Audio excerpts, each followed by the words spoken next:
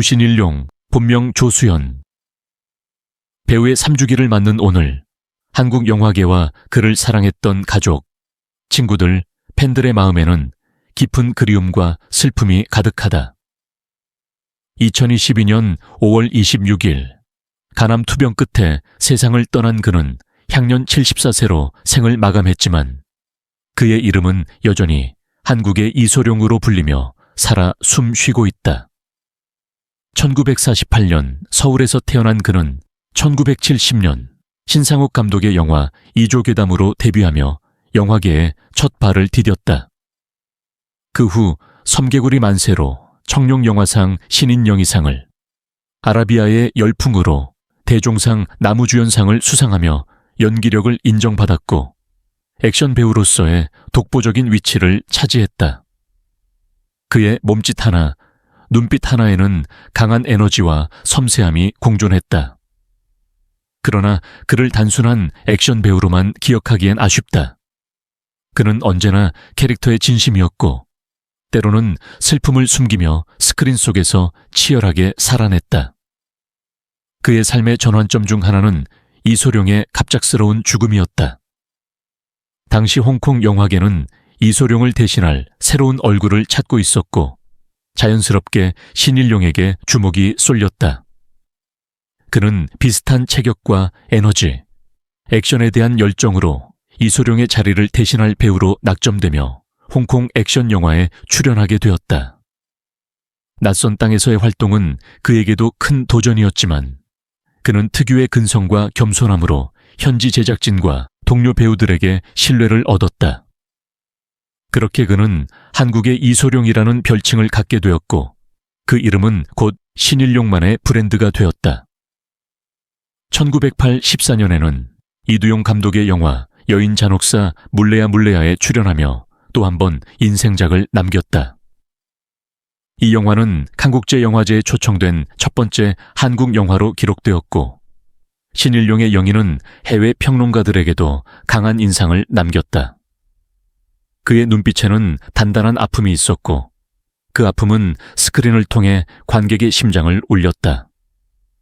하지만 화려한 스포트라이트는 오래가지 않았다. 1980년대 중반, 그는 돌연 연기 활동을 중단하고 카지노 사업 등으로 방향을 틀었다. 누구보다 열정적으로 연기했던 그가 왜 스크린을 떠났는지에 대한 궁금증은 늘 있었지만 그는 인터뷰에서 자신의 선택에 대해 깊이 말하지 않았다. 단지 지친 듯한 웃음으로 배우도 사람이다 라는 말을 남겼다. 그 말 한마디에 오랜 시간 그가 감내해온 무게와 외로움이 스며 있었다. 말년에는 자신의 이름을 건 호두파이 체인을 운영하며 조용히 살아갔다. 한때 세상을 뜨겁게 다궜던 액션 스타의 마지막은 의외로 소박하고 평범했지만 그것이 오히려 그의 인간적인 면모를 더 짙게 했다. 그는 조용히, 그러나 단단하게 자신의 삶을 정리해 나갔고 가족들과 함께 소소한 일상을 소중히 여겼다. 그의 가족들, 아내 최희종 씨, 딸 조여진, 1979년생, 아들 조인준, 1990년생, 에게 그는 그저 스크린 속 액션 스타가 아니라 한 사람의 남편이자 아버지였다.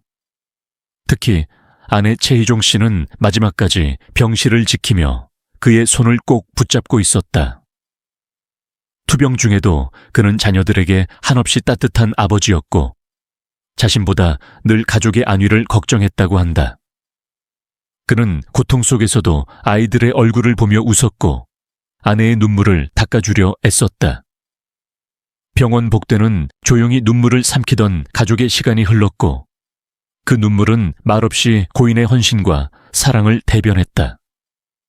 신일용의 친동생이자 가수인 조정현은 형의 죽음 이후 수차례 매스컴과 무대에서 슬픔을 감추지 못했다. 형은 나의 영웅이었고 인생의 나침반이었다며 눈물을 흘리던 그 모습은 많은 이들의 가슴을 울렸다. 어린 시절 함께 동네를 뛰놀던 형제가 이제는 기억 속에서만 다시 만날 수 있다는 사실이 너무도 아프다. 조정현은 형의 사망 이후에도 꾸준히 형의 추억을 노래하며 무대에 올랐다. 때때로 목이 메어 노래를 멈추는 순간 관객들도 함께 울었다. 그의 무대는 형에 대한 사랑이자 형이 남긴 빈자리를 노래하는 기도였다. 신일용의 오랜 친구들 역시 3년이 지난 지금도 그를 떠올릴 때면 눈시울을 붉힌다.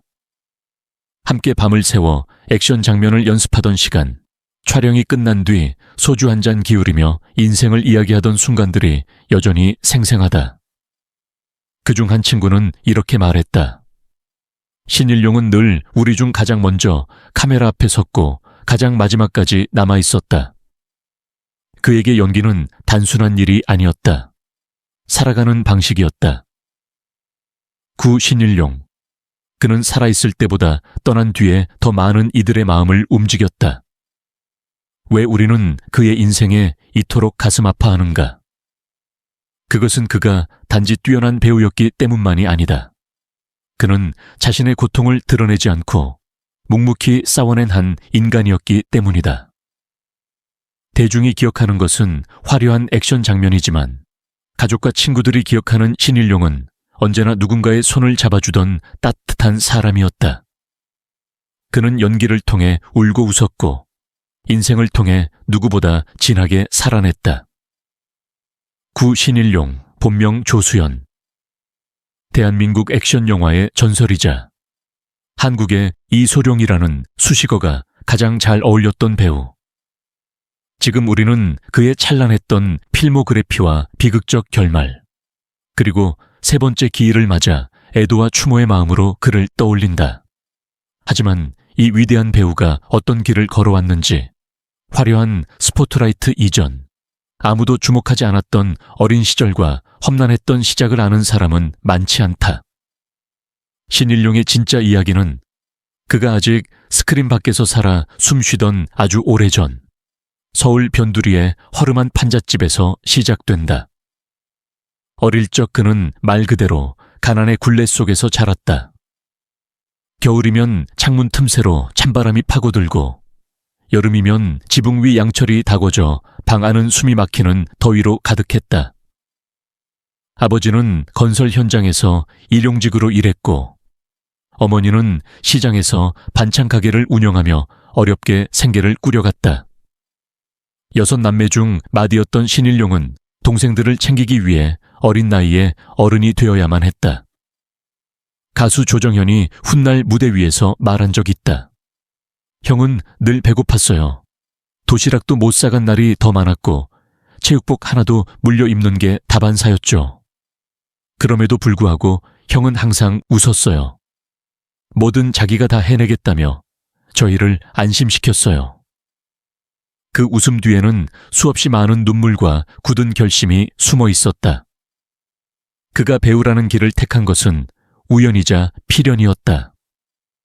고등학교 시절 우연히 참가한 연극제에서 그는 비상한 존재감을 드러냈고 이를 계기로 배우의 꿈을 키우게 됐다.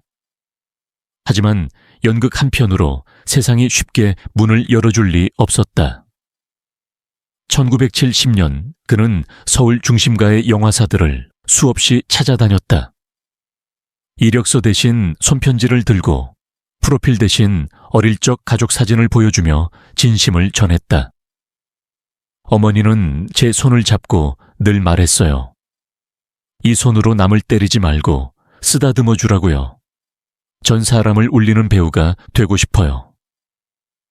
그렇게 마음을 전한 끝에 그는 신상옥 감독의 눈에 띄어 1917년 영화 이조괴담으로 스크린에 데뷔하게 된다.